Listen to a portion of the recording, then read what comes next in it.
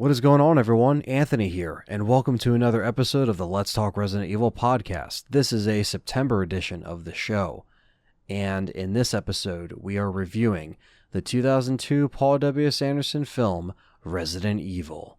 The film based on the video game, Resident Evil. But is it based on the video game, or is it something entirely different?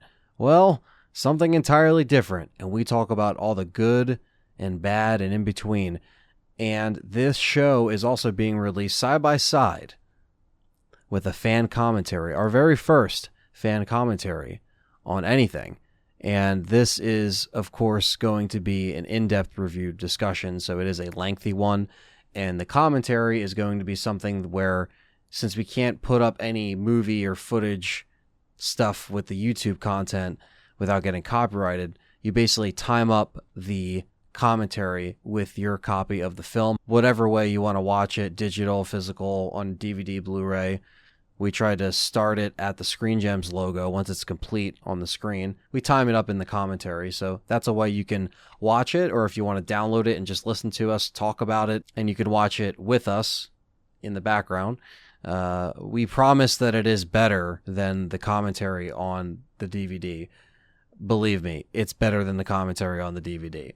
We had a lot of fun recording these back. We actually did the commentary first, which was our fourth viewing in preparation for this show, and then we recorded the show in a recording session on the same day. So we just wanted to really watch the first one over and over and over again in all different ways and all the extras and features. And we're going to do the same for Apocalypse now that we started, because now that the Resident Evil live action thing is a topic now, with the Netflix show being announced and information coming out about that, we really don't know how to feel about that. It doesn't seem very good at all, but we shall see. I mean, we tried to be positive about it in the video, and a lot of people kind of were like, why, don't even be positive about this. It doesn't, the synopsis does not sound good. It just doesn't. And, but again, we have to see, visually see and get an idea of what they're going for.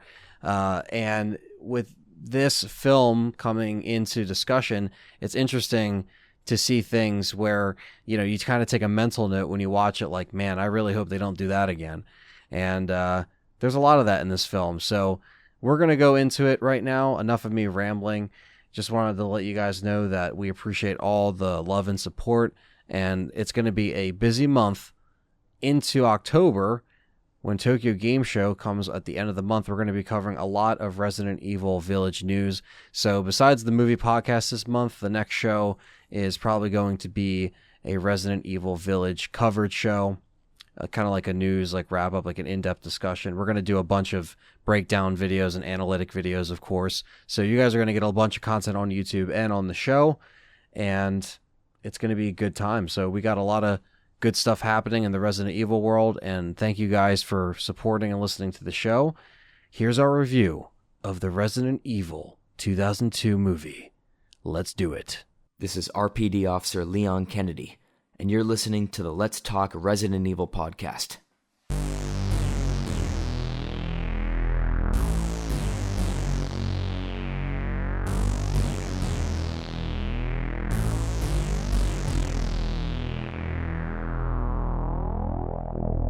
What is going on, everyone? Hey, how's it going? This is finally our review podcast voted on by our supporters. Yes. This is a review of the 2002 Paul W.S. Anderson Resident Evil classic. I mean, it's definitely something, man. Yeah. It's definitely going to be a fun show. We have a lot to talk about. A lot. We've been prepping for this for over a month. Watched this probably 4 times in a row, including the commentary that you're hearing. hearing. We've put over 6 hours into it. 6.5. It's like 6.8 something hours. We've watched it 4 times in the last month. With a bunch of notes. And we've watched the commentary. We've watched the extended scenes. We watched the alternate ending, which I really want to talk about, which will be towards the end. Yeah.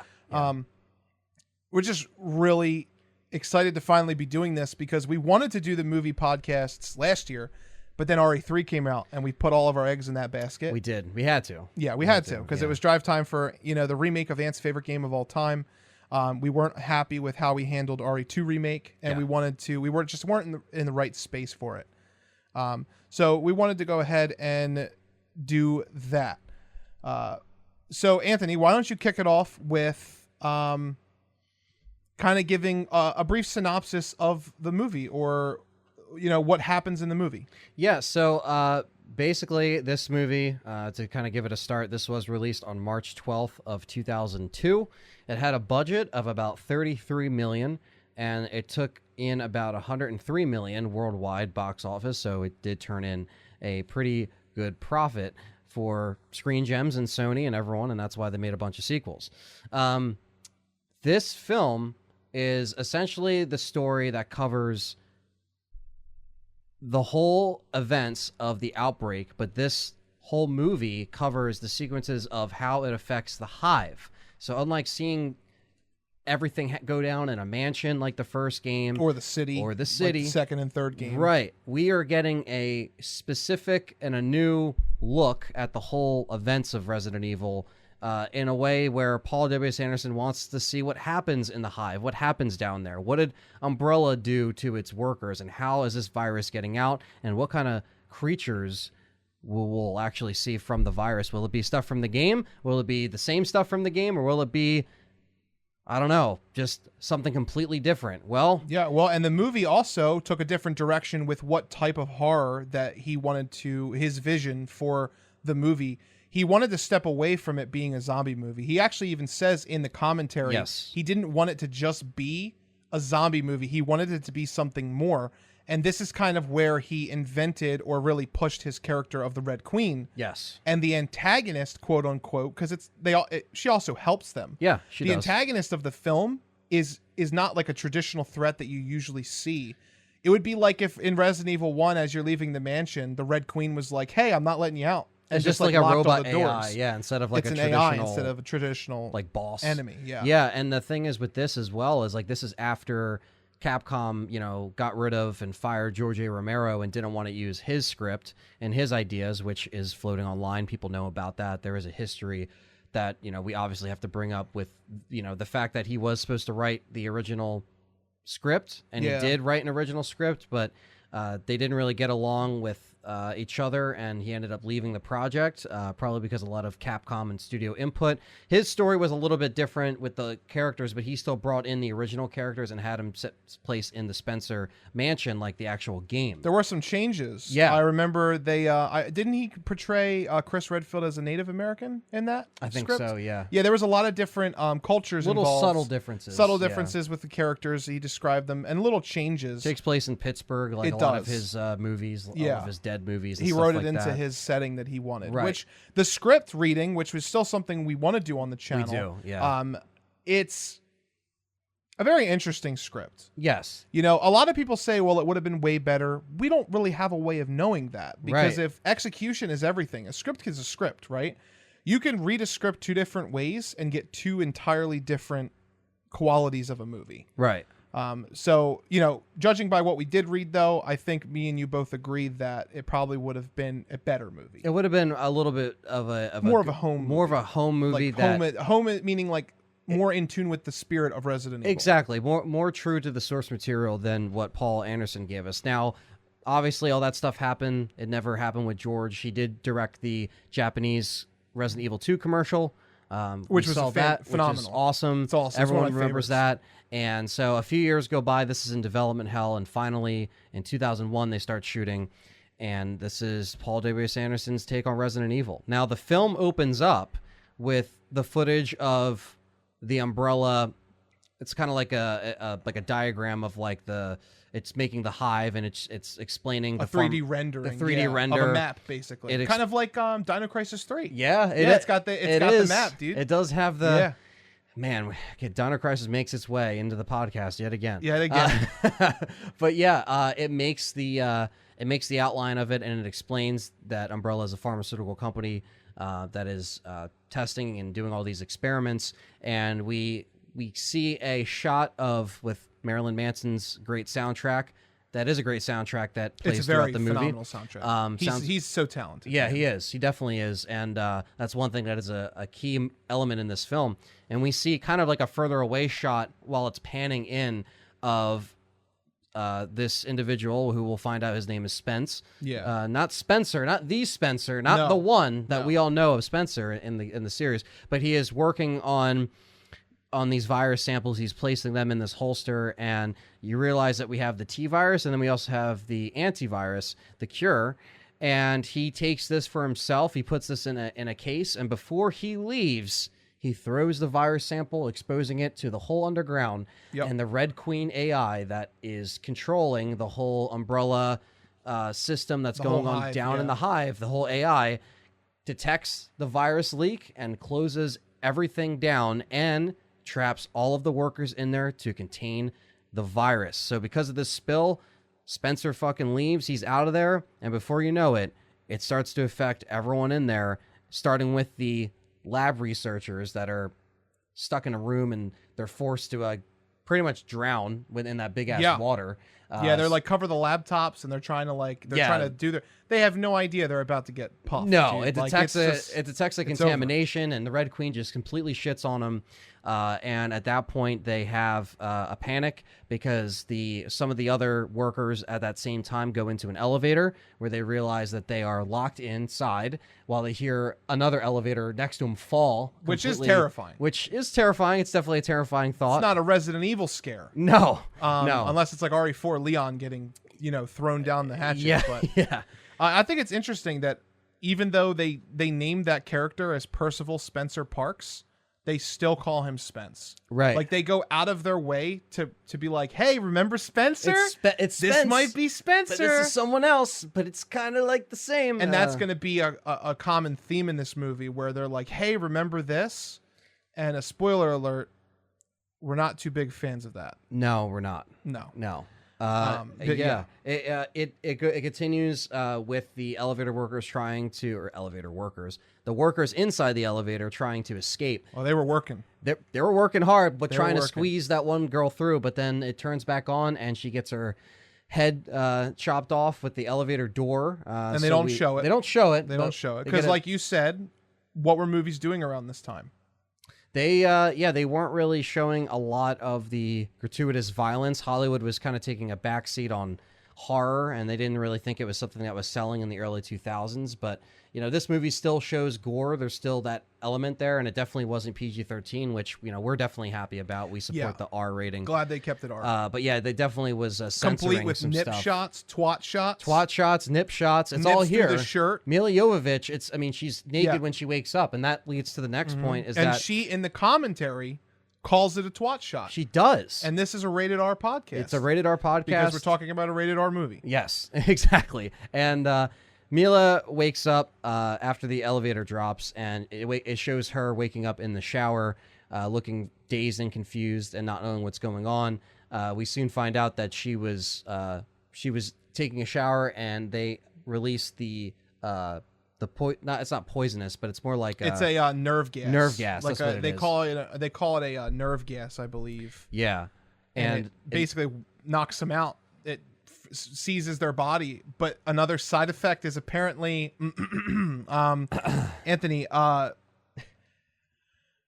memory loss. yes, memory loss. That's a common thing in this film, John. It's really interesting that they like to conveniently have their two quote unquote main characters, other than Matt, but nobody cares about him. Yeah, no one cares about clueless Matt. Memory loss as a pivotal plot point of the movie. What did you think about that? Because I'll tell you, to be honest with you, it was bad. Yeah, it was kind of like a cop out for like them to be like, oh, like, Alice and Spence don't really know each other like that because they're kind of like foggy, like their memory's kind of foggy, but then she can kind of remember them having sex, and it's like Obviously they were in love, or if even fake love, because the plot point is that Umbrella had them married so that they could hide their identity to do their work, cover up. but they're yeah. fucking.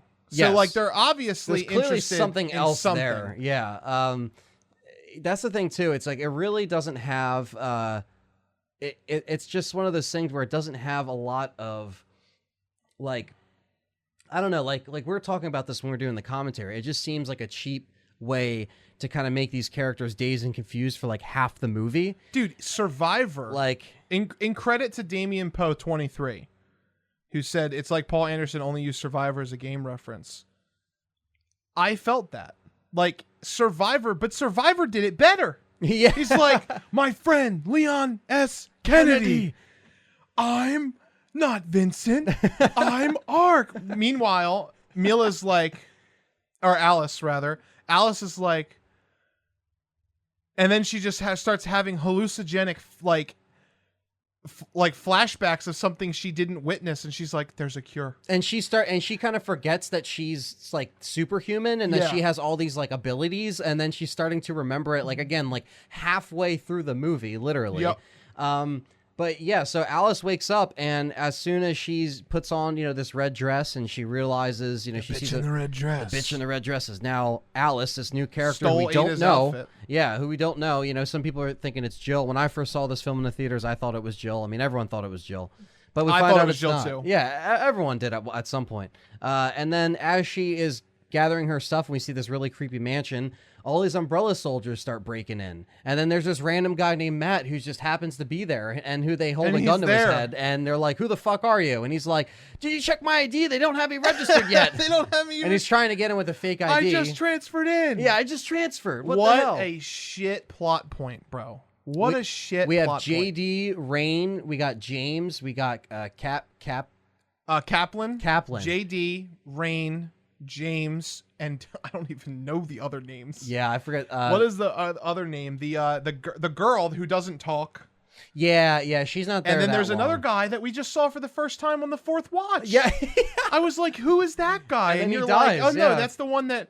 Oh wait, no, that's not the one that does that. Yeah, and the thing is too, it's like, this movie does a lot of stuff where, it's the first one, so they didn't have all of these like, clones in mind, and whether or not she was infected or not, because that's all shit that they just shoehorned in after the fact.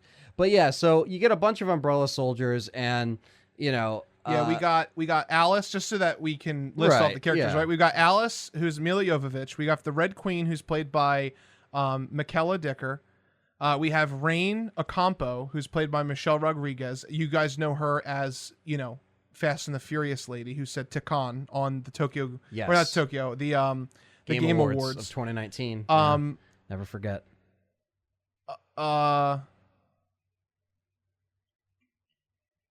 Yeah, according to this, which this is wrong, we have Matt Addison, who's Eric Mabius, Chad Kaplan, who is Martin Cruz, James One Shade, who's Colin Salmon. That's your favorite actor. Yeah, in the that's movie. one of my favorite Spence guys. Parks is played by James Purefoy. Dr. Lisa Addison, which is Matt's sister, is played by Heike Makatz. This is the thing that really gets me, right? These are the characters in this movie, right? It does credit William Birkin in this movie, and it says it's played by Jason Isaacs, but I don't. That doesn't make any sense. But William Birkin's not in this movie. That can't be right. That can't be right. You have these are your character names that are in the credits, right? You have Miss Black, Dr. Blue, and Miss Black is black, by the way. Real creative naming. Dr. Blue, Dr. Brown, Mr. Red, Miss Gold, the Mail Boy, Dr. Green, JD, which is the other one of the squadron, Nurse Adina Scott. Where are these names coming from, dude? Mr. White, Mr. Gray, Mr. Green. What the fuck? Dude, he's not even credited. His name is just Commando 2. That guy has no name. The one that jumps and gets killed? Commando 2. Commando 2. And guess who Commando 1 is? The girl? Okay, so you got JD, you got not even shown. Her Wow. picture's not even shown. So bro. you got Commando 1 and 2 coming in, jumping Commando in, 1 and JD 2. breaking in, JD. Kaplan's breaking in, James is in here, and well, as they explain, once they get over the whole, this is why we're doing this, they go right into the Hive, which this mansion has an entrance to the Hive. Dude, I just want to say, if your characters are so unimportant that you're literally just naming them after colors, maybe you shouldn't have those characters. Yeah. You know what I'm saying? Like, kind of lazy. Maybe you shouldn't have had those characters. I'm pretty sure they only credited them because if you zoom in on the film, you can see their name tags, Right. which also look cheapy. They do. Their do. props for the most part are really good. Yeah, but, for the stage design too, or the set design rather. I mean, as they go into the Hive, basically they're explaining to Alice and Spence what we just mentioned about the memory loss, about the fact that their marriage was a fluke to cover up Umbrella, and their goal into going into the Hive, which is Umbrella's orders, is to turn off the AI, which is known as the Red Queen, because Correct. the AI went homicide, and that is the reason why they're going down to, see what's going on and see the damage that is done. Obviously, there's a bunch of, zombies and stuff waiting for them, but not until, we're about 40 minutes into the movie do we get Correct. a actual zombie. So about 25 minutes of this movie is them talking, setting up. The pacing is a little off here. I hate it. You know how I feel about it. Yeah. I just feel like the movie took way too long showing you the outbreak. Like, we didn't need to see all of it. No. Like, I feel like sometimes the director, Paul W.S. Anderson, forgot what he was trying to, what point he was trying to bring across. And in the commentary, he made it seem like he just didn't want it to be a zombie film at all. There's no threats. Like, it's a threat, obviously, because the Red Queen is killing people or, preventing people from escaping, right? But there's no threat. Like, it's not like you even see them get chomped. No. None of them die from each other. No. None of them get infected in turn. You don't see any of them get eaten by the dogs. There was no effective horror tone put in the beginning of this movie. No. And you're sitting there halfway through. The elevator? Are you kidding me? It's scary, John. It might drop. The elevator? It might drop, John. I I'm don't scared know. of a normal elevator. I'm like, oh, what is the fucking elevator's going to go offline and maintenance people aren't going to come? Am I going to get trapped on a certain floor? But this girl's going to climb out of an elevator she could barely fit through and not be and get... And then what is with the bait and switch? You knew as soon as it didn't kill her the first time she was going to die. Yeah. Yeah. Nobody. He's like, oh, it was I didn't almost expect like that to happen. It was almost like he put his he in his head. He was like, they were all sitting around a table, and he was like, "Oh, guys, I have a great idea. What if? Listen, hear me out. This is straight from the game." It's right from the game. It's right from the game. I played it. Fans will love it. It's my favorite franchise of all time. What if instead of killing her the first time, nobody will expect us to kill her above the elevator? What do you think about that? Oh, that's great. What do you Let's think do it. about Let's that? write And then everybody was They're like shifting through their notes. Everybody's like They're shifting through their notes, yeah. and everybody's just like clapping. Yeah. It's like a fucking golf course. They're just like, yeah. They're this like, is yeah, perfect. he knows the game. This Yeah, is it's perfect. He knows. perfect. He knows Yeah, it. This perfect. is straight from the game. Yeah. Straight from the game. The elevator's gonna. Bro, have we even ever had a falling elevator outside of Remake 2 when Birkin attacks it? No. That's the first time we had a falling elevator, and Claire just gets knocked unconscious. She doesn't even die. No. She gets knocked unconscious. And then Sherry's like, Claire, he's after us, wake up.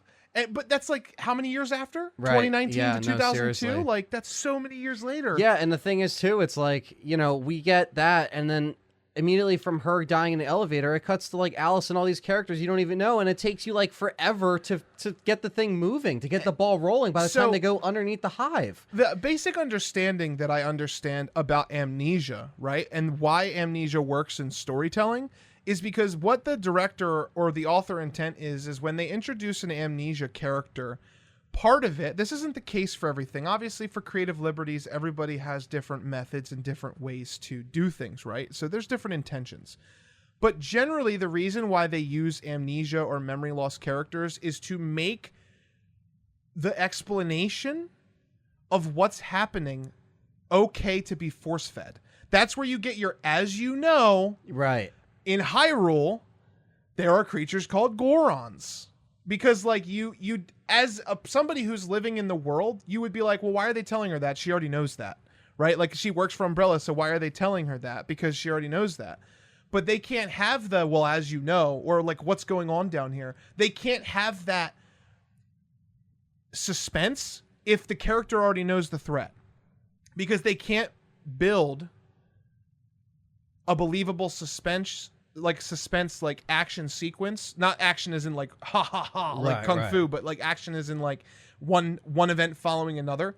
They can't build that with an audience who hasn't played the games, and they had to go into this movie catering to people who don't know what Resident Evil is. Just casual fans. Because back in 2002, movies were still mainstream compared to video games as the main media consumption. TV and movies were leagues above it. Yeah. Now it's pretty even. Yeah. Everybody's like split, right? So there's different avenues. Times definitely have changed. The time has definitely changed. But back then they had to put that into consideration.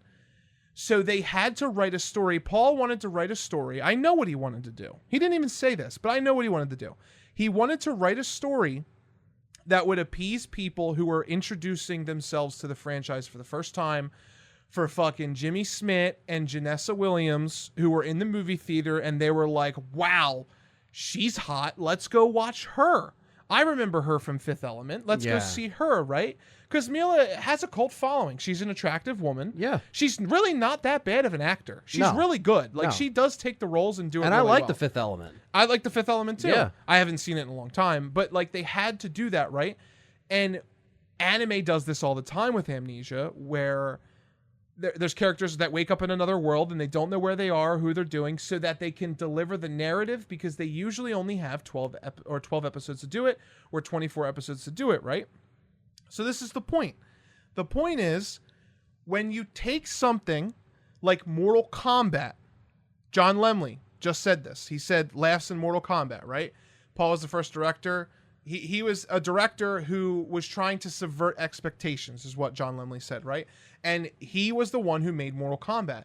Mortal Kombat, it has a story. But back then, when he did that movie, the story was so basic, he basically probably got a one-page bullet list of things to include and could do anything he wanted. And what has shonen anime and manga taught us? Now, not everybody's going to be an anime person, but I'll just tell you right now, it's the same thing like, UFC, which is a live, realistic sport, right? Shonen anime has taught us that a tournament arc always works. People understand the basic concept of competition. People understand the basic concept of this character has to fight this character because they need to proceed in the tournament. So he wrote a life-risking tournament movie, and he did a really good job. Mortal Kombat is a great movie. Me and you would sit here and watch that all the time. Yeah. Like, I love when Johnny Cage nut punches Goro, dude. When he hits him with the nutcracker and then goes, damn! Yeah. And he like shakes his, like, it's a great movie. But basing everything that they had of Resident Evil on selecting this director based on that movie, where you're coming from a franchise that has so much story, because we have Code Veronica's out, Survivor's out. Yeah. Right? We're just about to get Remake. Zero on the N64 was scrapped. And Paul, I'm really passionate about this, so sorry that I'm like taking over because I'm not trying to. But you got Paul W.S. Anderson coming in here, who says it's his favorite franchise. He probably played the first one. Yeah. And it was probably like the one game he played, because he's a director, right? To his credit, he's probably really busy. He played one game, and then he's like, I'm the biggest fan. You know what? I really like this. I'd really like to do a movie on this, because it was unprecedented. They coined the term survival horror. They were survival horror. Silent Hill came along in 99. There was really not much else. There was Clock Tower, maybe. Yeah. In Japan. I don't know if America had Clock Tower yet. I think it had it on PS1. There was a couple other ones, but nothing was as mainstream and visually advanced as Resident Evil with the cinematic camera angles. And the games were set up to be cinematic so that people could enjoy a cinematic experience within their video game. It was a certain way to tell a narrative. So Paul wanted to encapsulate that. Of course you do. The Resident Evil franchise is built from the movie theater. As is. Yeah. It's built as is. It was intended to be a movie, a B movie. Yes. Like campy, funny, Jose. Like it was. Right. Oh, Chris, what's Umbrella? Yeah. You know, and when Rebecca's like, can I practice for a little bit? It already set everything up. It already had everything handed to you. So why did he have to go and try to reinvent the wheel? Away from the source material. When they trusted him to do the movie. Capcom only cares about one thing. Did the movies make money? Yeah. Yes, they did. People got introduced to the series, and that's fine. If people like the movies, that's fine. I'm not saying we even hate the movies. They're okay. They're not the best. They're not what we wanted, but they're okay, right? It's just a matter of like, he tried to reinvent the wheel and subvert expectations on something that was literally, of all the video games I can think of all of them, especially pre-2008, I don't understand how a movie couldn't be more easy to make. And it's really telling, all I'm going to say about this before we move on, is it's really telling that the number one thing that's being passed around the internet right now about the Netflix series, including our friend that works at Capcom, the number one thing that they're all saying is, I don't understand why they can't just do what we want them to do. Why do they have to do something original? All the time. Why? Yeah, all the time. Yeah. We're gonna give you money. That's why the CGI films are so good, even though they're not the greatest, and they're not, and story-wise, they're not as good as they're not the best Resident Evil material. They're not the best time. material of all time, but they are in the universe we love with the characters we love, and that's what we want to see. We don't want to see fucking pepperoni nipple Mila Jovovich. I don't even want to know how long it took them to ice her nipples to get them that big. Yeah, I don't know. She probably held dry ice to her nipple for, well, that probably would burn. But she probably held ice. They probably ice packed her nipple to get that scene. Bro. Yeah, bro. Yeah. You saw it. You know what I'm talking about. I saw the nips. It was sticking out like a fucking You see it again in dude. RE2 when she's in the test tube. Or You do. Apocalypse. Yep. Yeah, when she's waking up. I just don't know, man. Like, I don't understand why they have to reinvent the wheel. But that's, the Netflix discussions for another day. We're just saying that it's telling that even after all this time, what had they had? 6 films? Yeah. 6 films and 3 CGI films. Most of the Resident Evil fans, and I'm curious to think what everybody thinks, right? I'm curious to see what everybody thinks in the comment section below of this video. But most Resident Evil fans would probably say 2 of the 3 or all 3 of the CGI movies are better than every single one of the live action films. Oh, yeah, easily. I think that's a safe thing to like, say. easy. Yeah. Maybe you could argue Apocalypse was really like, you came in your pants because Nemesis looked fucking incredible. Which he did. And he did. They did. Their costume design is on point because they have the Sony budget. Right. Like, they have the budget. After the first movie sold really well, the movies and the effects do look really good. I still think one of the best shots of these movies is when, in the final chapter, she's running behind the tank handcuffed and all the zombies are chasing her. That shot is so gorgeous. Yeah. But why? And we're not even going to get into clones today. We're not going to get into predictive combat software, and you're fired. We're taking it from the top. Taking it from the top. But... And Clueless fucking Matt, why don't you tell us what happens next? So, Clueless Matt. So, anyway, where we were is they start to go down into the Hive. And, of course, like I said, they're explaining the goal of what these Umbrella Soldiers are here to do. And many of these underground scenes that they shot were practical. They were actual set pieces they built, and they did shoot it in Berlin. They shot it in Berlin. So, that's where a lot of these set pieces were shot.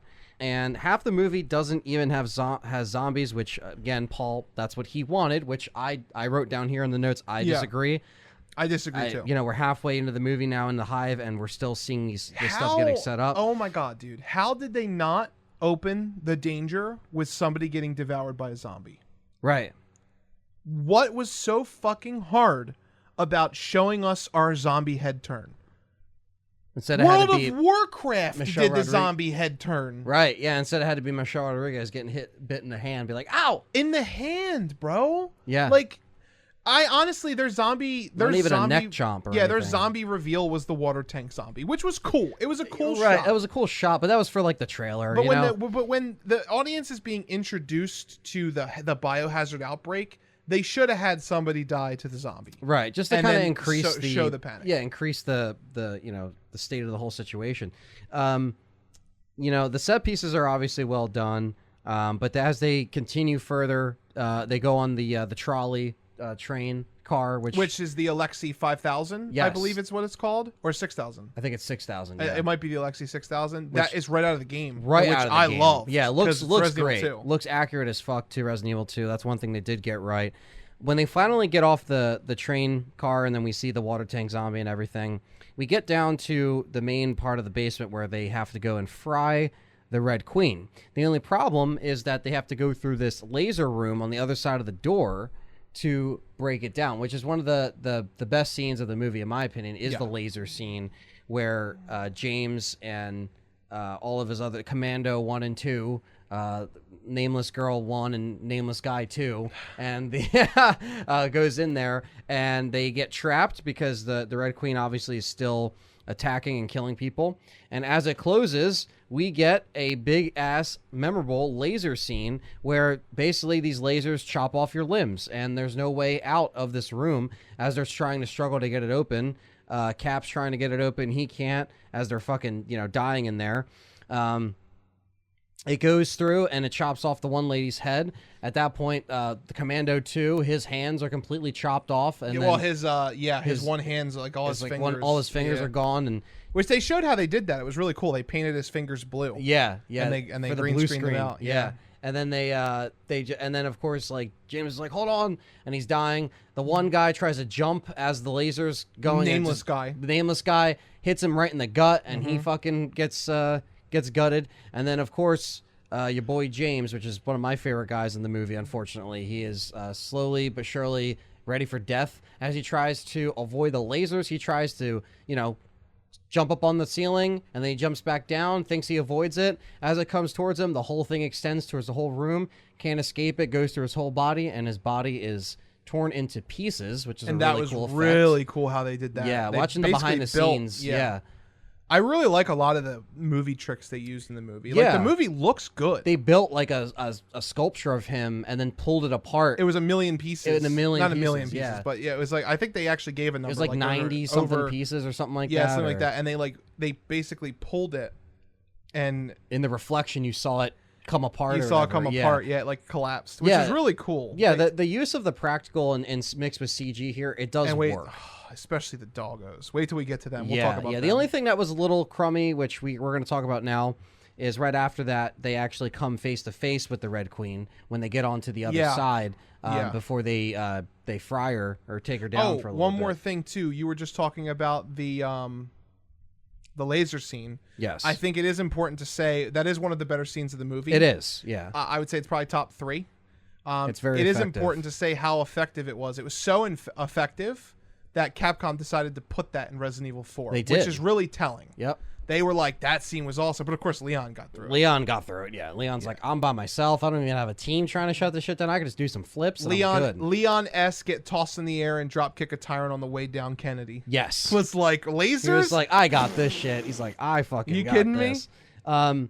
Yeah, the laser scene is definitely, it's always memorable. Always. And I remember seeing that in the theater and like my mind was blown. So like that still sticks with me to this day. But again, it's not the bioweapons.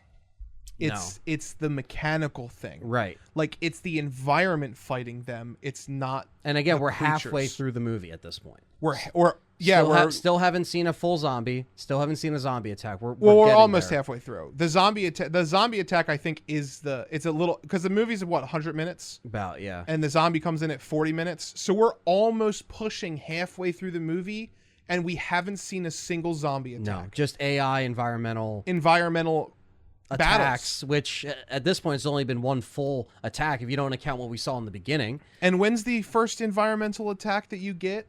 You get the gas in Resident Evil 1. You get the boulders in Resident Evil 1. Yep. Very late. Environmental stuff that usually doesn't come after or before the bioweapons. It's typically like something that is added to the mix so that the audience or the character kind of has this sense of, wow, everything's trying to kill me. Yeah. Like spiked, like Resident Evil 4 is a perfect example. Resident Evil 4, and this is another really a good thing I want to talk about too, and I really want to get in depth with this too, is that I said earlier when we recorded the commentary, which is going to come out after this video. Yeah. Because we did watch through the movie and we did do a live commentary on it. Yep. If you want to watch it with us. Yep. If you want to watch it with us, it'll be cool. I really think the success of this movie, monetary-wise, pushed Capcom to make 4 less horror and more action. Because if you think about all the things we're talking about, right? Environmental things, action, not having the zombies, right away. Not having the main bioweapons right away. Obviously, the Blas Plagas are in the villagers, but they don't feel like they're weapons, right? They feel like they're just crazy people. Yeah. They kind of have like that. What's that movie called? The not the Village People.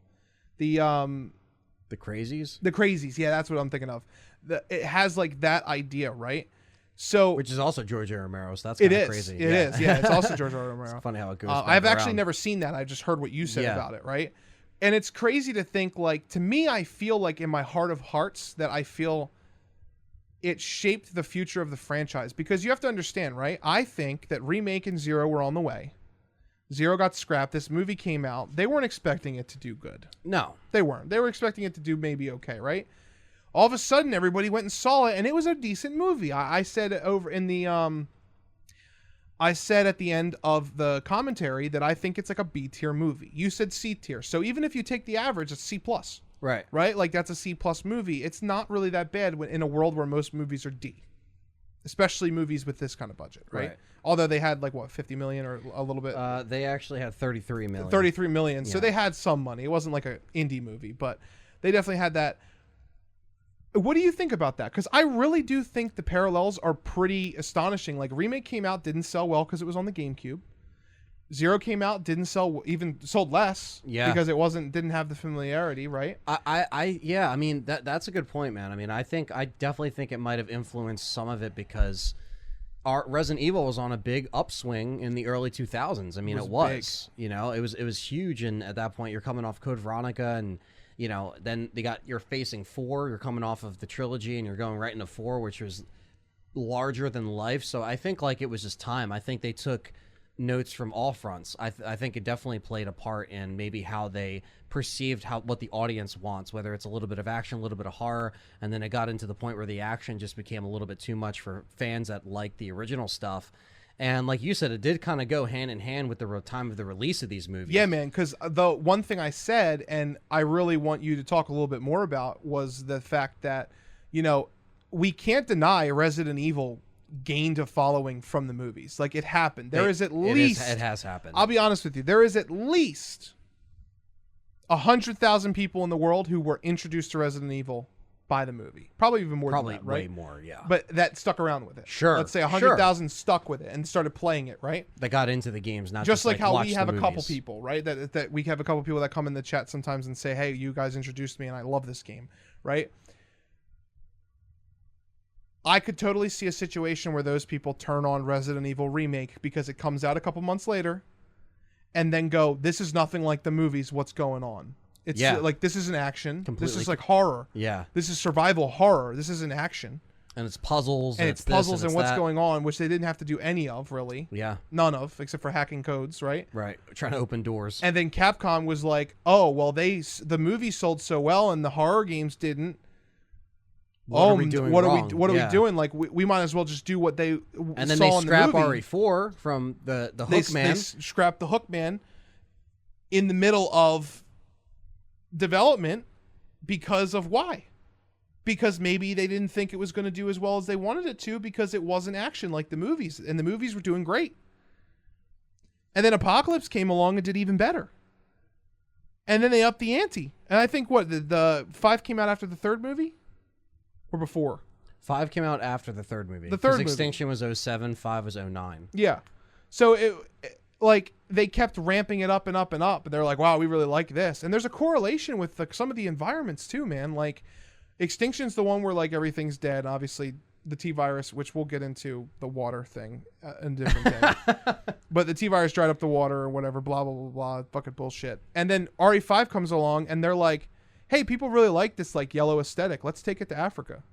Like, let's take it to a different country because people really liked 4. So let's go away from Raccoon City because they don't want to do America again, right? They want to do other places.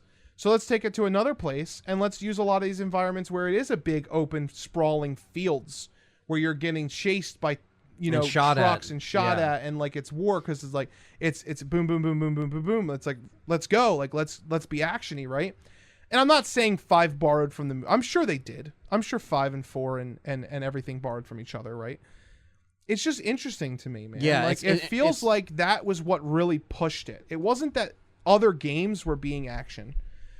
I know we always like Operation Raccoon City and Resident Evil 6. They always talk about there is a direct line and correlation interview where they say we wanted to rival Call of Duty. We wanted to go after that fan base. That's completely different. That's a different era, That's right? later too. Yeah, that's a different era. We're talking early to mid 2000s here. And right there, I really do feel like, because you got to remember, RE4 inspired how many of the franchises that came after it? Yeah, like so many. So many.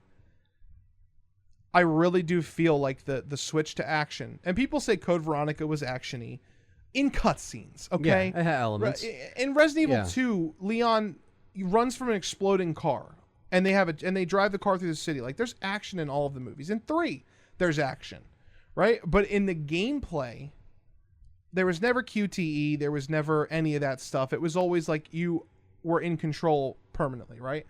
Even in Code Veronica, the worst thing you had to do was run down the stairs to get out away from the timer so you wouldn't get locked in, right? Which you had countdowns in all the games. So, I don't know, man. I just think that for some reason, I really do believe Paul W.S. Anderson had a hand in the franchise's turn. I think Capcom really looked at it and they were just like, what if we do this? And it worked. And it worked. It worked for 4 and it worked for 5, obviously. 5 is the best-selling Resident Evil and people love co-op. So that there's other reasons why it worked. And I want to be very clear here. Just because something works doesn't mean it's good. Trust me. Pokemon Sword and Shield's selling crazy, and it's probably the worst game Pokemon's ever had. Like, it's just because it's good doesn't mean, or just because it's selling and it's working does not mean it's good. Look how many people bought Horizon Zero Dawn on the PC. Fucking thing's a shit show. Look how many people bought Resident Evil 3 Remake and then hated it. Look how many people buy Madden every year. Or NBA 2K Casino. Yeah. You know what I'm saying? Like, yeah, I mean, like I said, there's a lot of stuff that kind of goes into it, and I think, there's always going to be people that prefer one side of the series over the other, like pre RE4 or post RE4, and I think it's a conversation you can always have for a while, like which one do you prefer and stuff like that. I think a lot of times there's also trends that change in gaming too, with how some people reflect on that, like what are gamers into? Are they into the horror right now? Or are they into the action? And that might have played into it as well. I think it definitely did. And, the movies, I think, definitely show that. But back on track here with the movie, though, kind of going into that, playing off that conversation there. We already said the CGI queen is a little dated. She looks a little bit dated with the CGI. She tells them that, they're all going to die down there. There's no way they're going to make it. But, of course, as they get that information from the queen, they're like, fuck this bitch. We're going to keep going further. And they go into this room that has a bunch of tanks, and the liquor is actually shown in one of those tanks, as you see, as it's being, pumped with, blood or something through these tubes. And finally... It almost reminds me of Underworld, where Victor is getting his... the blood put into him, the tubes, that's what it reminded me of. Yeah, and in this room, this is where we actually have our first zombie interaction, because as they're waiting around for them to come back from the Red Queen, we have Michelle Rodriguez, and it's about 30. We actually time-stamped it and wrote it down here. 38 minutes and 40 seconds, almost 40 minutes until we see a full zombie who attacks Rain and bites her on the hand. Yep. And they soon realize that they are completely surrounded. About, all the zombies were actually in this scene were dancers, believe it or not, according to the commentary. So they were professional dancers.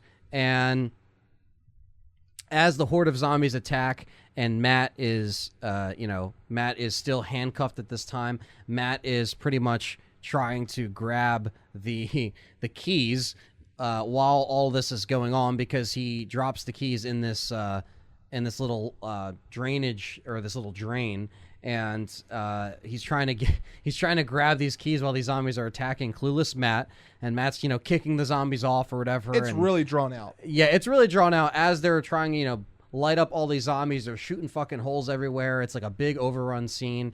Nobody knows how to kill them, obviously, so they're just wasting ammo, just shooting them in the chest, knocking them back or whatever, trying to fight. Matt finally kicks a zombie off, but without, getting his leg caught on fire because he's an idiot. He's on fire. And he's kicking out his leg and shit like that. Did you mention the zombie with the axe? Yeah, the zombie with the axe as well. Zombie are wielding weapons.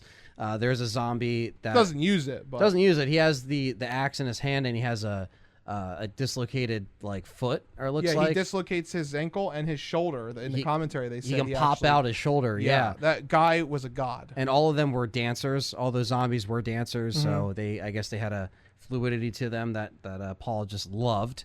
And as they're trying to get the elevator door open while Cap is trying to remember the code, and Spencer's like, come on, man. Don't you know the code, man? Come on, man. He's just sitting the whole time. He's like, don't you know it? Like, while they're fucking... I'm like, Spence, you're not even doing shit. You don't have nothing. Yeah, I was like, you guys are fucking useless. So leave it up to the soldiers to fuck everything up. The elevator opens right away, and JD gets grabbed out of a scene right from Day of the Dead. Bunch of zombies grab him and paying homage to one of the greats. Yep, and then Rain tries to grab him in that moment and gets bit on the arm again, I believe. Twice in that time. A bit on the arm and then bit on the... That's kind of like her man. Yeah. That she's kind of into, so she's kind of like, JD, no. Dude, she gets bit so many times in that movie. She gets fucked up in this really movie. Does. She gets bit on the neck by JD. Yes. She gets bit on the hand twice, or the arm, the hand. It's just it's crazy. It's nonstop.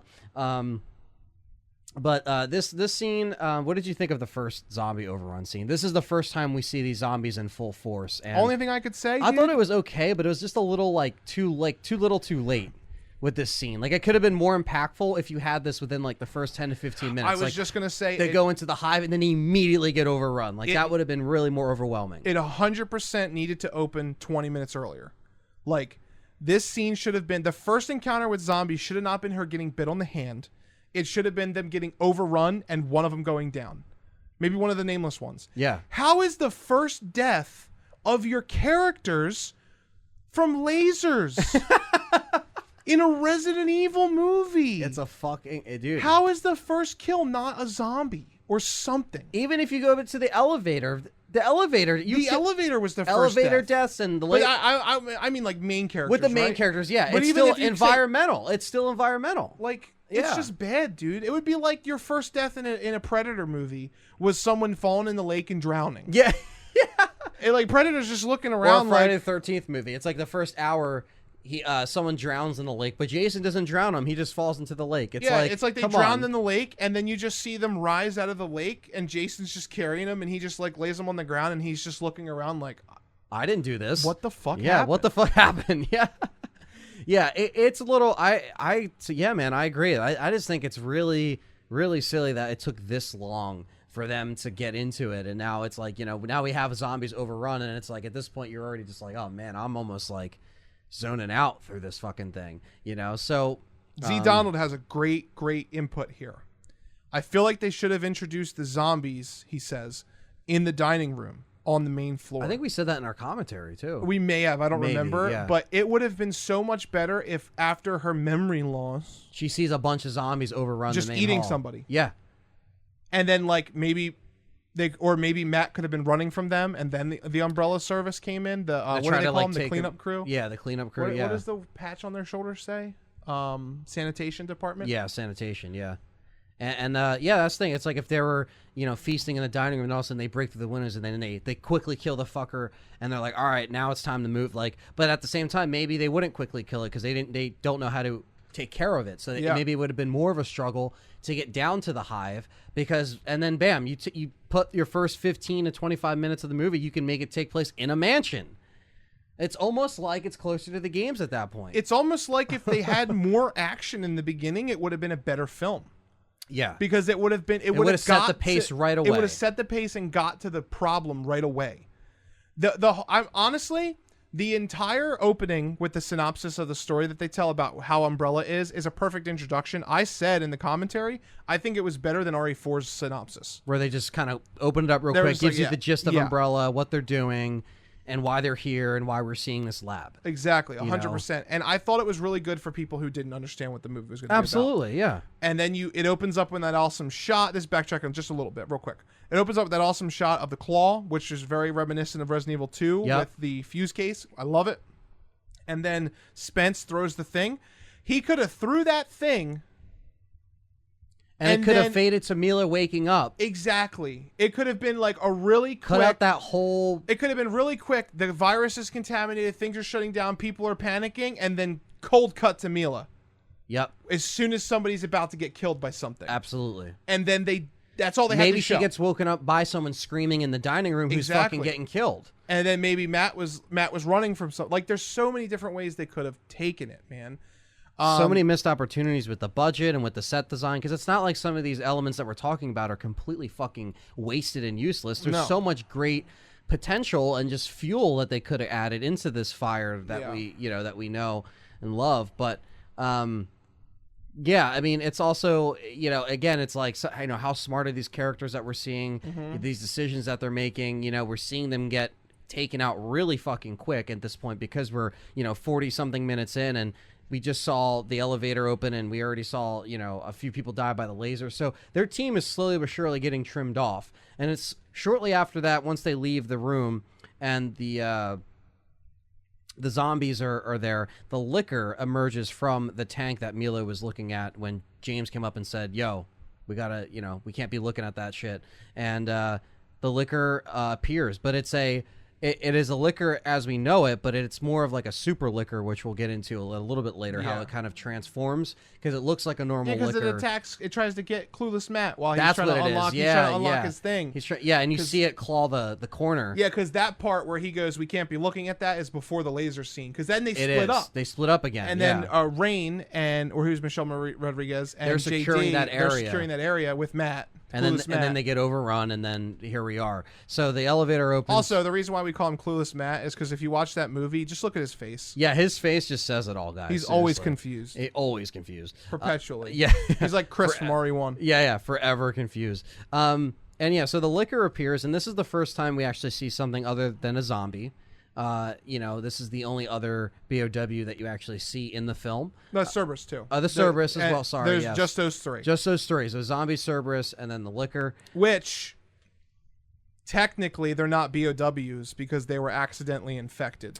Right. So they're accidental infections, kind of like the yawn. Yes. That ended up just becoming mutated. Or not the web spinners. Yeah, because web spinners are a bioweapon, giant spiders are not. So yes. The sewer spiders in RE2 are not a BOW. Right. The web spinners in RE1 are considered a BOW because they're named, even though they're not in the slides, which is weird. There's a lot of different things that go on. A lot of stuff that goes into that, but actually, but the monsters in general, the antagonists, those are the only three. And they and speaking of the Cerberus, that's actually the next scene where love that scene where she's running in the kennel at one point, and at this point, Matt is looking for his sister because they're actually inside the elements of looking for his sister. But Mila runs into this kennel where obviously all the dogs that we saw earlier in the scene when the virus was spreading, when they were sniffing the virus through the vent, because animals usually always know what's up when that kind of thing happens.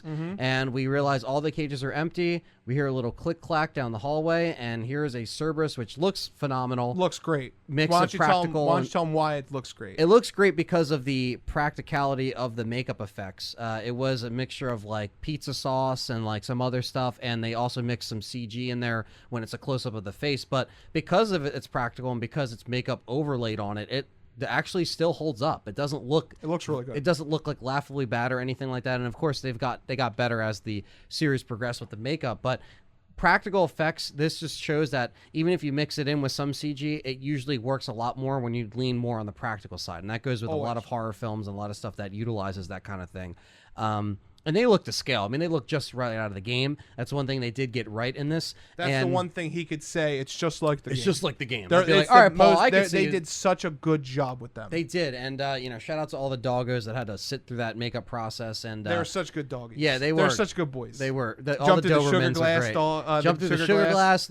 She did kick a dummy dog. That was what she ended up drop kicking. But, yeah, she runs through and realizes that, she picks up a gun. And as all of them are staring her in her face, face right there. She shoots them all as they're jumping. You see the bullet goes through the head at one point, through the CG head. The umbrella bullet shell falls on the ground, so she's like clapping them, hitting them all one by one, and then there's one that's just chilling there. Once she's done, the same one that was in the room. The same one that was in the room is back, and all of a sudden she fucking jumps off the wall, bam, drop kicks it right in the fucking face. Yep. And down it goes. And then yeah, the really weird music kicks in, and she realizes that she's Superwoman. Yeah, she's basically starting to again have this memory loss that's sprinkled out through her character. She starts to slowly but surely remember the powers and stuff that she has, or the abilities that she has, is now gaining access to it. So now it's Alice fully activated. And we hear this weird music that completely stops out of nowhere. It's an awkward pause, and she goes, she remembers her powers, and she just fucks up all the dogs with a handgun. And as this is happening, Matt is still cunting about, walking around, looking for his sister in the cubicle, or the more like the kind of like the office area. His sister Lisa, who was also negotiating with Matt, knew that Lisa hadn't. Okay, this is a part of the movie that really does it shows you it, but it doesn't really matter. Basically, it just shows you why Matt is there and why it's Lisa was there. But it's shoehorned in. Thing. Yeah, it's basically like, so Lisa knew. Lisa worked at Umbrella. She was talking. No. She so Matt was trying to disclose Umbrella to the public to show them what they were working on. What they were working on to get them, bring them to justice, because he says in the movie something like, we just watched it. He says in the movie, people like Umbrella think they're above the law, or companies like Umbrella think they're above the law, but they're not. Yeah, he says that after hits her sister. So in the he head. couldn't get in there. So he sent his sister as an agent to get in there, who was in contact with Mila's character, Alice. And Matt doesn't know who that contact was, that it was Alice after all. And the whole reason all this happened was because Spence, who is fakely married to Alice, overheard them talking in the woods, and he recorded them. He's like, "Yeah, I'll steal that. I want that. I'll steal it." So that was his tip, basically. Yeah. That was Spence's tip. Because of that conversation, I guess they wanted to tie it all the way back to that. I guess, but it's just like, what the fuck, Everything happened because he wanted to be greedy. Yeah, which is a basic human thing. It's kind of a cliche in these movies, and it's just that not we see sometimes, but it's just not. There's not much there. It wasn't an accident, right? And then so he's looking at her desk, and he's looking at her file, and all of a sudden he sees Lisa, who she kind of looks undead, kind of looks human, so he thinks, she's alive. She tries to bite him. Lisa jumps on top of Matt, and then all of a sudden Mila hits her in the back of the head with a square cube right in the back of the fucking head and kills her with one hit. One hit, Lisa goes down, and then her eyes are still moving while she's laying. Yeah, her eyes are still moving. Definitely not the best dead actor scene that you've ever seen. But it's also a point where they have a conversation about Matt wanting to expose Umbrella, and that was kind of like the motivation behind it. Again, kind of shoehorned in, doesn't really make you care about Matt anymore. I mean, you see why he's there and why he went all that way, and then he also admits to Mila in that scene that he's like, oh yeah, your buddy should have checked me a little bit. They would have seen the fake ID. They would have seen the faulty ID if they actually looked into it more.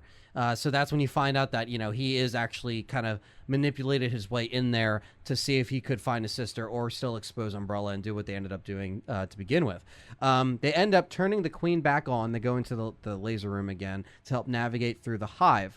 At this point, the liquor is still all around, around in the lab. So you get shots of the liquor crawling across the wall. Not sticking to the wall, but its claw marks are actually they're chasing them because they're going through the what the hell is it called? Right? Yeah, the evacuation tunnels. Yeah, they're going through, to try to move quickly through there. Oh, the maintenance tunnels. Yeah, all the maintenance, which ends up fucking them because which is where JD bites Rain. JD bites Rain down there. They get attacked by all sides. Big surprise. We get some good fighting shots of Mila and snapping some necks with her ankles, and then she pops some heads or whatever. Yep. And they're trying to escape through the tunnel. They got to crawl in these pipes. Another thing we got to talk about. And you already know what I'm going to say, so I'm going to ask you the question. I'm going to pose the question to you, Anthony. Sure. How much did you care about all these characters who died? I could give two fucks. I really don't care about any of these They characters. had a really bad... There was too many characters.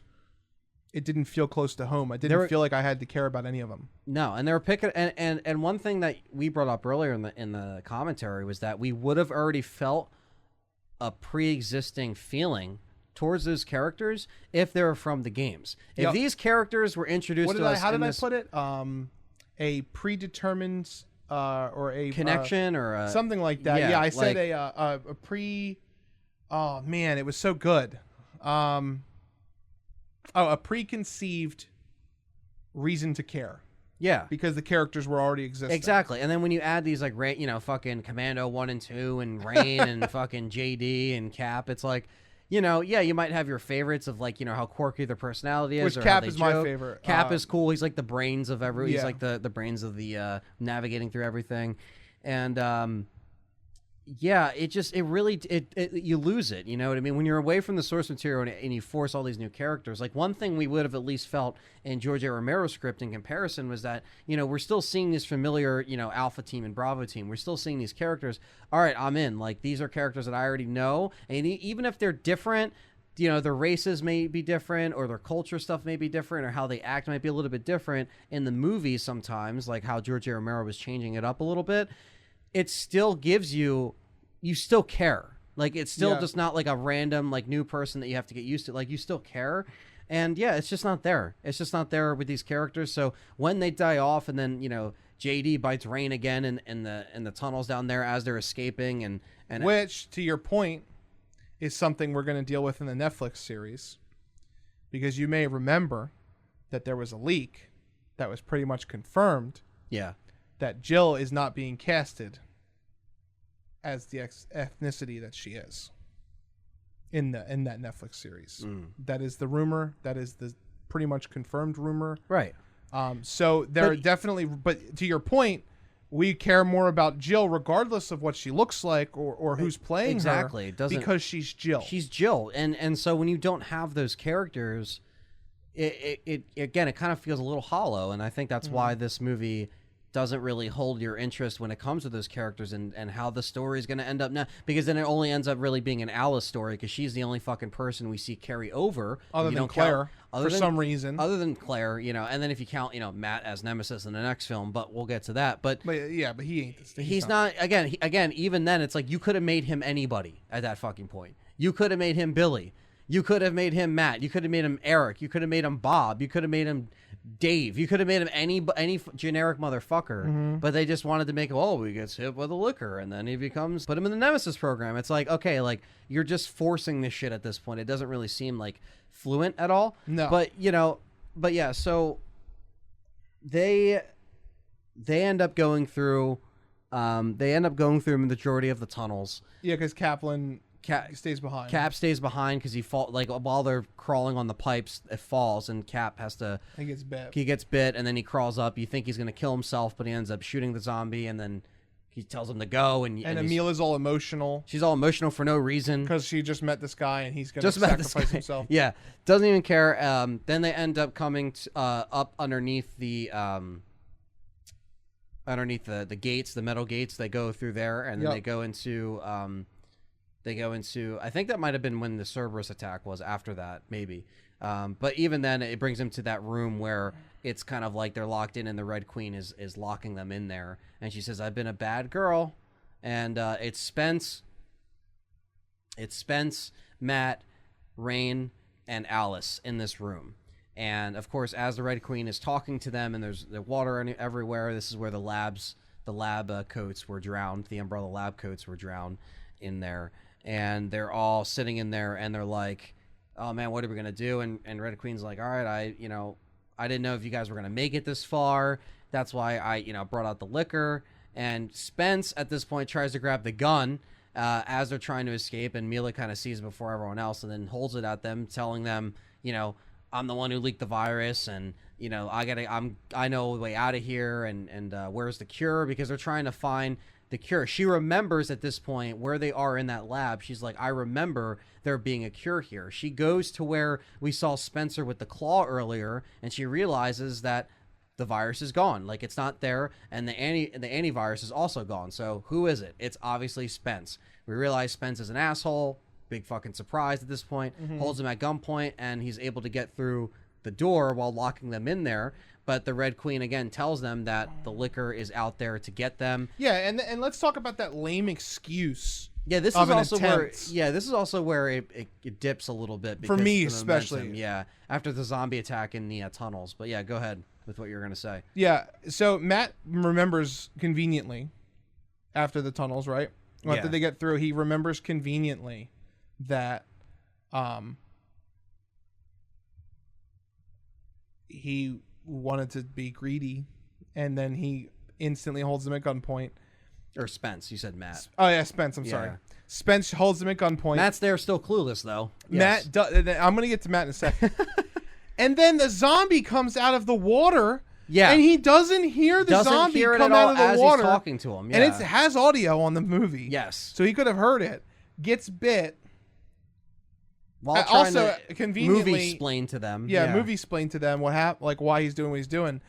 And then Matt and Alice both tackle him, and he still gets out of it. And they fail. He gets the gun. Did you see Matt dive? Yeah, he's like, Matt dove like he was an NFL blitz. He did the biggest thing that he did in the whole movie, and he failed. And he gets bit, and all this tussling starts happening, and then he still aims the gun at him. And then he's like, I'm gonna get the cure. Fuck you guys, and then shuts the door on him, and then leaves. Because he tells them that it was on the train all along. Yeah, and they're like, oh, I put it on the train, and I put it here. So he's the one who transported it in the beginning. You see a flashback of him throwing it, running out the door. He's the one who splashed into the guy with the coffee, all that shit, right? So that happened. And he goes into, the cable car facility where he sees his little briefcase that he has and starts to inject himself. He ties up his arm, gets the vein going, gets the steroid of the antivirus, tries to get it into his body. And as he's doing it, he tries to become a real American. Tries to become a real American. I am a real American. Starts taking off his shirt, flexing. And then all of a sudden you hear the glass shatter above him. And there's a liquor in there, but he says, "Oh my God," or something like that. Yeah, he's like, "Oh no, it doesn't even." No, he hear. I don't even. Is it the glass shatter? I don't even remember. He like crawls out of the thing. He crawls out of the thing, and Matt's like, "Oh my God!" And then he's just instantly dead. Even though the liquor can't hear him. Right. And unless you could argue that his "Oh my God" was heard. Right, but they don't really explain it because then in the next movie they are blind, so I don't really like in the church scene where they're blind and they're like, be quiet because they can't see it. And it's like, did you guys just not know? And he gets wrecked. He gets actually fucked. They watched him get killed on the monitor. On the camera. And then it cuts back to him and he's like all twisted and he's shit. Like twisted and fucked. She's like, I've been a bad girl. So the Red Queen is really pissed right now. She didn't think they would even make it that far. Rain is like dead at this point. She could barely fucking stand up. She just can't wait to get laid. She just can't wait to get laid, which is what she said in the scene before this. As they make an escape, they get out, but while they're trying to get out, she said, I'm not going to let you out until you kill, the infected girl that's with you, because we're not going to let this, go any further. Yeah, the contamination can't get out. Contamination can't get out, and they make Mila, or she tries to entice Mila to chop her head off with the fire axe that is there. Which does build some good tension on the screen. Build some tension. Yeah. And then, of course... Do it now. Kill her now. Kill me. No. Kill me. Ah! And then Matt's like, huh? Hits the security camera regardless. And then all of a sudden, before you know it, Fried Cap is still alive and fries the bitch on the other side. Bitch wouldn't open the door. So I fried her ass. Best line in the movie. Yeah. Definitely. So I fried her ass. So Cap is a fucking hero here. And also, Cap helps them operate the train. So as we walk out and they're trying to leave, he's definitely the MVP. They got like 10 minutes left at this point, or 10 or 15 minutes left until it actually closes them in, because they are in a timer. About an hour ago, they even said we got about an hour until the door closed, or like 50 minutes, something like that. They had some kind of time that they were against. One of the things I wanted to say was it was cool that it corresponded with the film time. Yeah, no, it did. I liked having the countdown where it keeps it in this close, like it's very, it's very. There's like 20 minutes of the movie left, and there's 20 minutes on our watch left, which was cool. It was cool. They added that and kept it consistent.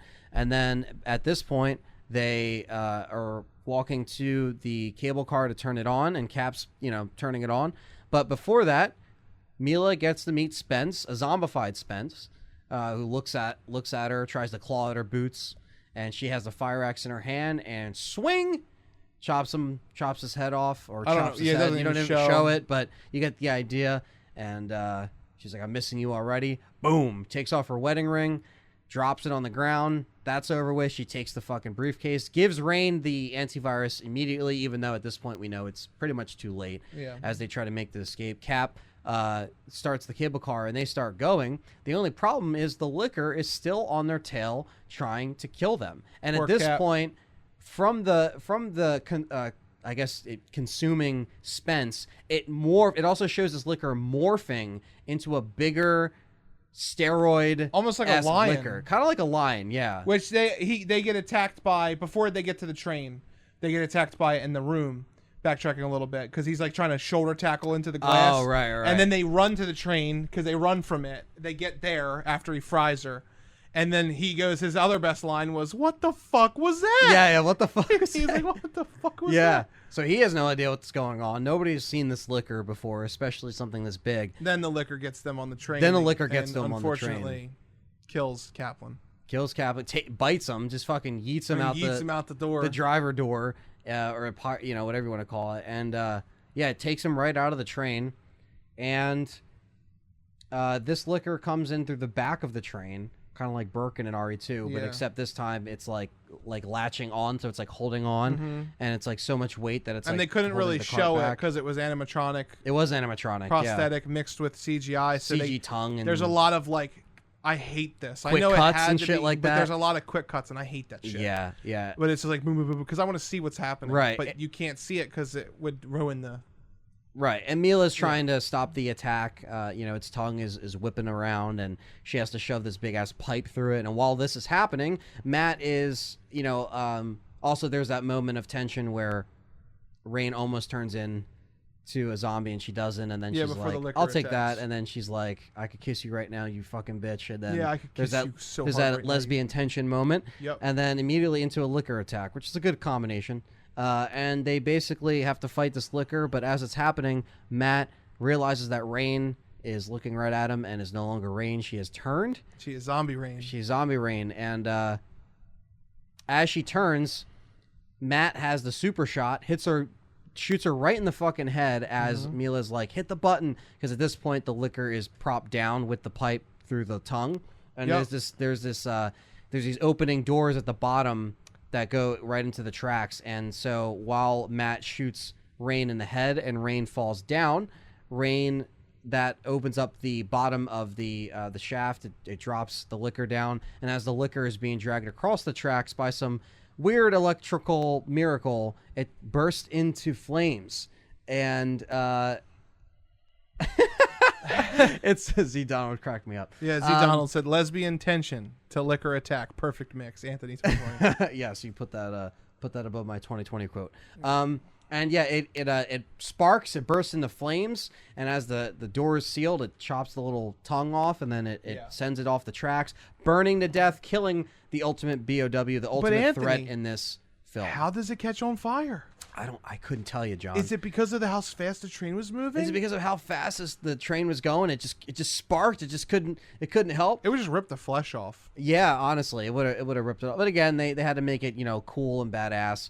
I would have preferred a better kind of like ending in regards, like I would have preferred, we were saying this earlier, if it was like a liquor and then it was like a bigger BOW, like a tyrant, like we didn't have Spence or the Red Queen as like these villains that weren't really like, they didn't really do too much for me. Yeah.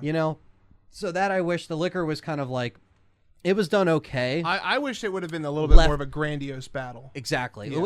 It left something to be desired as far as like a boss fight. You know what I really in an wanted actual to see? game that we would see. Honestly, I wanted to see the liquor, like, just fight them and just battle them, and the train's going, and they're like hitting it with pipes and doing all this stuff.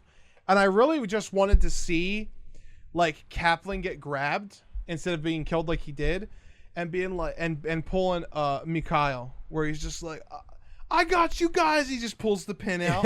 And that would have been really cool. Yeah, and then the liquor still comes back, but it's all torn up, kind of like at the end of Resident Evil 3 or Resident Evil 2, where they're like crawling after you. Yeah. And then Alice would have just like fucked them up. Yeah, it was kind of like Getting killed by the enemy got killed by the environment. Yeah, exactly. It definitely, and I agree. I think it left something to be desired as far as like a final. She also did have the Billy Cohen slow. She did have the bullet. Billy Cohen. Well, I guess she did it first, but you know, Alice invented some stuff, as in multiple clones, but we're not there yet. But yeah, so they the finale, of course, the cable car comes to a stop, and then they have literally like 15 seconds left to leave, so they make their exit where they came in from. They go up to we're getting the mansion. to Anthony's favorite part of the movie.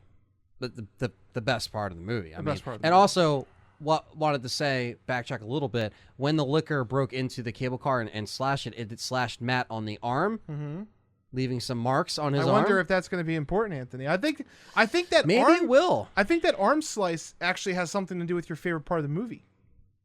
It does. It does, yeah, because you're such a fan of Matt when his arm is convulsing, and he's like, I'm nemesising. I'm Vincent. I'm nemesising. That's my favorite thing. Dude, we were watching it, and he's like, I'm nemesising. It's like you can't stop the Nemesis program, right? So they go up to the main hall in this mansion, carrying this, the case still with the virus and the antivirus through the dining room, and they're all, injured, they're all fucking beat up and shit like that, and Matt begins to feel weird. He kind of falls down there in between this, conveniently placed Amelia doesn't get hurt at all. double doors. She just gets like, she's a god in the movie. Oh yeah. Yeah, no, she's What's the like, worst thing she goes through? Nothing. Yeah, she falls, she has some injuries in the shower. Yeah. And then what else? She goes through a nip slip. Goes through a nip and slip, a twat shot. A twat shot. The twat shot's coming up. But yeah, not much. But yeah, okay, so she's sitting there and she's trying to give Matt the injection, and she goes full, Tech-Con mode, and she starts beating the shit out. These Umbrella Soldiers just come out, and she fucking beats the fuck out of them. Yeah, dude, I love superhuman instincts activated. That was one of the best scenes in the movie. It was when JD gets grabbed in the elevator, and just punches the fucking zombie. And you just see real quick. You just see. Yeah, just like, it's like not JD. I think it's Spence. Just Spence just punches one of the zombies in front of there.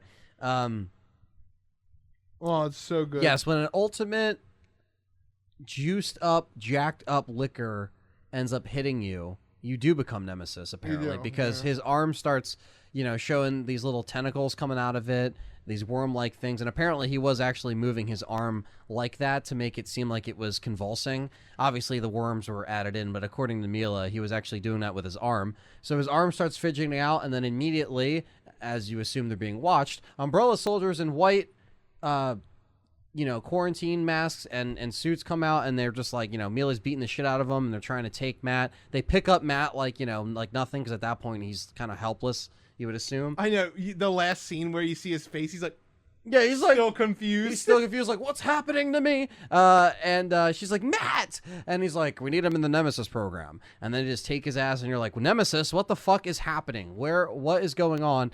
And she's beating the shit out of them and hits him. Literally beating the shit. Yeah, out like of trying to fight for her fucking life to save Matt. I don't know why, for some reason. But it's not enough to contain him. Maybe to tell him that she was. Oh no, she did tell him that she was his sister's contact. Yeah, she did. Maybe to tell him that she's the reason his sister died. She's like, it's my fault, Matt. It's my fault. Now you're gonna kill me as Nemesis. But yeah, so they it's not enough to take out all of them. So she basically gets captured, and eye opens up, wakes up on the hospital operating room table where they're like, we want to do more experiments. Yeah. I want to know what went on down in the Hive. I want to know what went on down there. That's what we heard from these scientists. Flash forward into when this virus goes up into the city, because this movie picks up the second movie picks up right where the first one left off. So literally a little bit before, I think, right? Because doesn't it show them going into the hive, and that's how it gets out? It does, yeah. So it shows before and after. It kind of fills in the blank, so to speak. But, she wakes up on this hospital bed and rips all the shit out of her. Which looks like it hurts. It looks like it hurts. Bunch of needles. She, has a badass haircut. She rips all the shit out of her. Clearly they were testing something on her, but, where is everyone? She's screaming through the two-way mirror. There's no one on the other side but a zombie that walks by, so you assume something happened. What the fuck happened? She uses one of the twat shot happens. The twat shot happens when she falls down and then weirdly backs up into the table, which is really uncomfortable. Really an uncomfortable shot and weird position, and it's fucking weird. When she puts the needle into the key card holder and breaks it and somehow passes the electronic lock, and she goes into the Umbrella Hospital that's all pristine and nice and clean. Which I like. I actually like that because it's like they didn't even die in there. It reminds me of the lab in 2. Or Nest, yeah. Almost being clean is scarier. Yeah, like of how sterile it is. And she makes her way out to the city very slowly, the city streets out of the hospital, and she realizes that it's reached the surface. And we get the best scene in the movie. The best scene. We get credits. No, I'm just kidding. Yeah, the credits when it ends. We finally see a great. I believe this was in Canada where they shot it, but they got one of the most expensive shots of the film with a crane shot of the city in destruction. We see the dead walk on the newspaper, which is another great pull from Day of the Dead.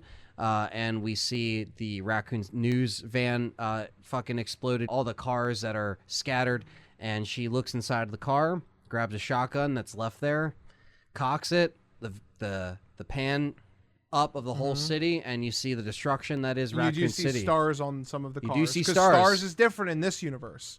It's not an elite team. It's like a team. It's a team. Yeah. It's pretty big, too. Yeah, it's a big team, and it's not ran by Albert Wesker. Who would have thought? And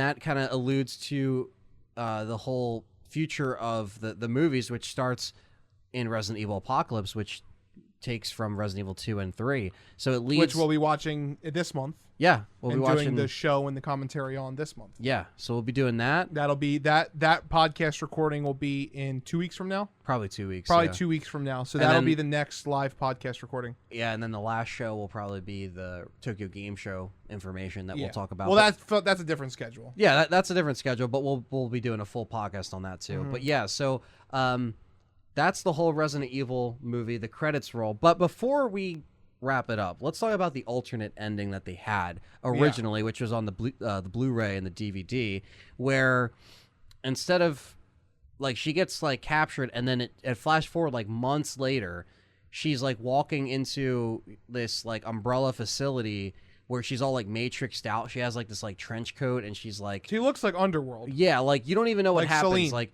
she gets like captured, but then it's like you assume she escapes or something, and she walks into this like umbrella. It's like an umbrella building, right? And she sees this guy at the counter, and then they're like, he was talking about in the commentary. He was talking about how they were supposed to like shoot a bunch of rockets at her, and then she was supposed to like dodge all the rockets, them like fucking Mamoru Uchiha and shit. Like it's. And Paul wanted, and apparently that was a studio thing that they wanted to do instead. Yeah.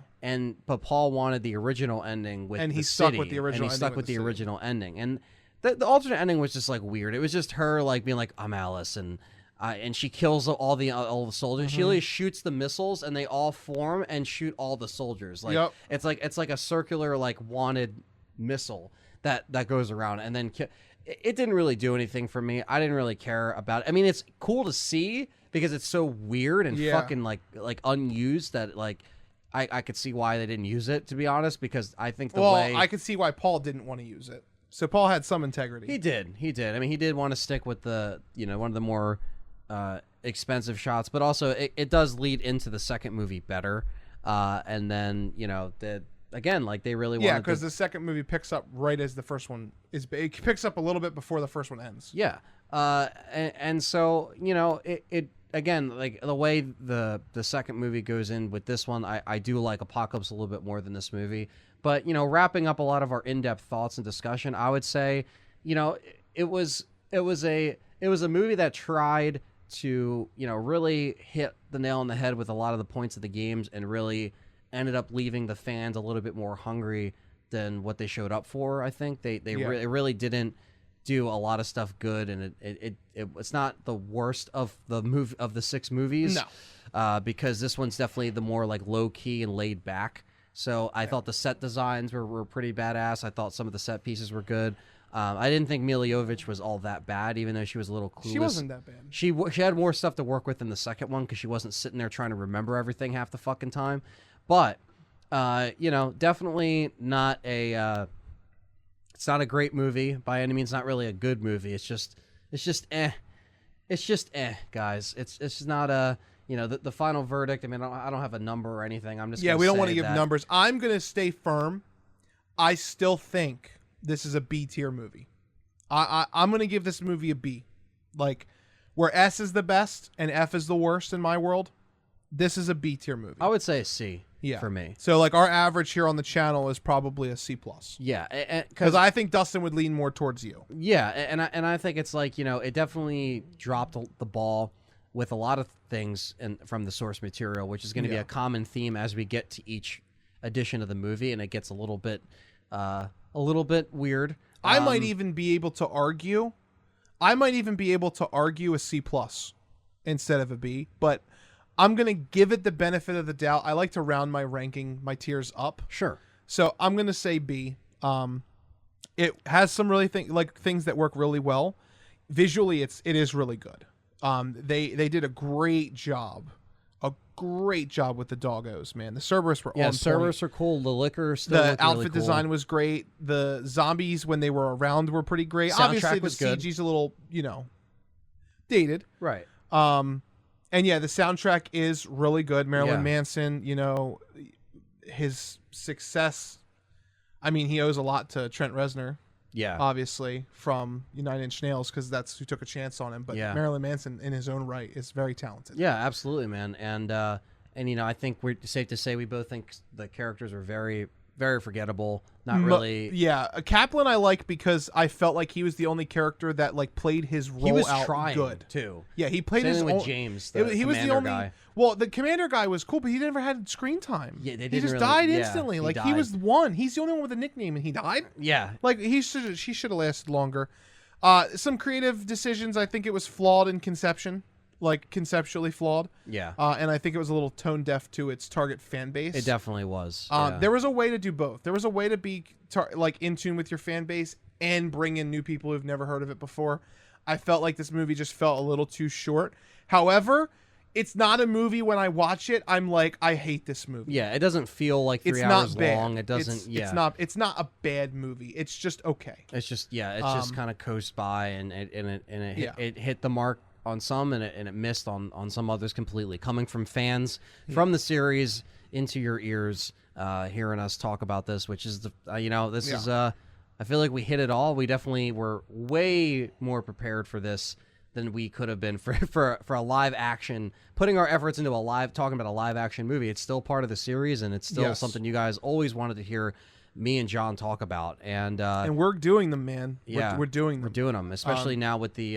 It's kind of funny too. Like I was telling John earlier, I might have said on the commentary or before we started, I was like, it's funny that we plan on doing these, and then now we're in the brink of the Netflix series being announced and stuff. So it's now the live action stuff is starting to become a topic of conversation again, and I think a lot of people are going to want to hear what we think of the previous live action stuff. So that's why I think this is a good outlet. And and to put it bluntly, I when the Netflix series comes out, regardless of how we feel right now and regardless of how the community feels, I feel like the Netflix series is going to be just about as good as this movie. It's going to be like a B, C+, C. Yeah, right. I don't really think it's going to wow me. I mean, I hope it does, but sounds even less interesting than this movie. It does. It does sound like even more far-fetched than this movie. Because at least this is more a one-off and not a whole thing. But, I really do think that it's probably going to be visually good. It's probably going to have interesting plot points. I just feel like the execution is going to be bad. I don't think I'm going to go into that movie watching it and absolutely hate it like a movie we will get to eventually. Yes. Where I can't even stand watching it. Yes. I'm just like, what is this trash? What is happening? Yeah. What is happening right now? Yeah. And, we'll cross that bridge when we get there. And we're getting there. So that's all I have to say. My final score for the movie on my tier list, which we'll do a final video at the end talking about basically our tier list of the movie. we'll take our average and, Sure. kind of talk and put our reasons as to why. Because tier lists are something you guys really want to see, so we're gonna do them as well after the thing's over. But yeah, I'm sticking right at a B. You could make an argument for a C plus, but I'm gonna stick right at a B. And I'll say C. Yeah, and that's it. And so thank you guys for listening. Thanks for listening and watching, and thanks to everyone who is listening to this live. Yep. For those of you who don't know, we have a Patreon, and if you subscribe to the Patreon as a Cerberus, which is a $5 tier, or the Hunter, which is a $10 tier, you actually get to listen to this recording live and uncut before we make any edits to the podcast and put it out for everybody else to see. Yeah, in the recording sessions. 100%. So we just want to give a quick shout out to Brittany, Chris TV Live, Damian Poe 23, Jackboy 20, John Lemley, Jay Reese, Patriot, Z Donald. Thank you guys. Thank you guys for coming by. Coming into this first session. This is the first time we tried it out. Sticking around. We do have some offline supporters who weren't able to make it today. Hopefully they'll be here with the next one. And thank you for your contribution and the discussion that was happening in the moment.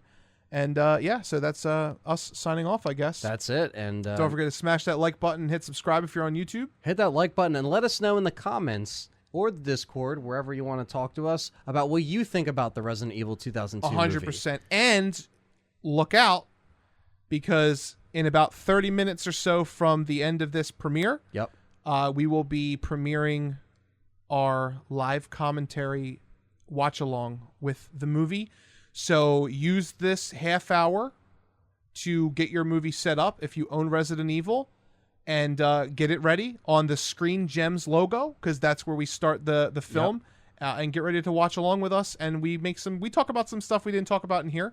Yeah, we made some, it's a little looser conversation. It's more like a watch along. It's not supposed to be very heavy in depth like the director's commentary. That's what this is for. So that's John signing off. That's Anthony signing off. Catch you guys next time.